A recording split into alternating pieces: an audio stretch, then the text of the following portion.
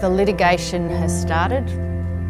The litigation is only going to increase, and this is an issue that is so significant and so dynamic that it really requires business and their lawyers to remain informed about it, because if they're not, they're going to find themselves in court facing allegations either that they have been negligent, that they haven't discharged their duties of due care and diligence, or that they have misled the market. What we want to do today is to bring together leading experts, legal experts, but also investors and NGOs and accounting experts to alert the director community that climate change is a material financial risk and that they need to evaluate it and disclose under securities law. This is clearly part of the fiduciary obligations of directors and officers.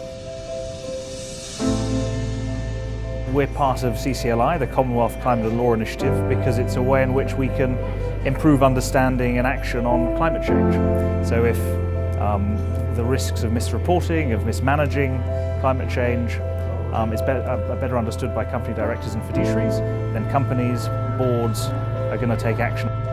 As a corporate lawyer, we care about money and we care about risk. And when you apply a corporate governance, securities law lens to issues associated with climate change, there are huge risks under prevailing laws for our clients, both corporate and the individual directors.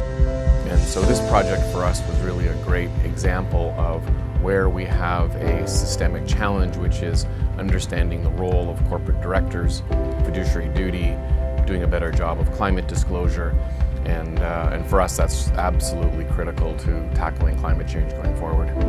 Well, I think CCLI is important because it enables people in different jurisdictions to share an understanding and develop an understanding of material risks and real issues around climate litigation and liability. And it encompasses all the key jurisdictions, or many of the key jurisdictions, particularly in terms of fossil fuel reserves, in terms of financial centres. And so we can't solve this problem unless we deal with this in Commonwealth common law jurisdictions. One thing that's really exciting about this project is the caliber of the people involved, the level of expertise, the institutions, having Osgoode, Oxford, the legal expertise out of Australia, working together collaboratively is a really great example, I think, of how to get things done. The corporate and securities law is more than capable of allowing directors to strategise around climate risk, and more than that, it actually obliges directors to strategise around climate risk. But there is a gap of knowledge, both for directors and also their advisors. So this is a really good first step, I think, into beginning to bridge that knowledge gap.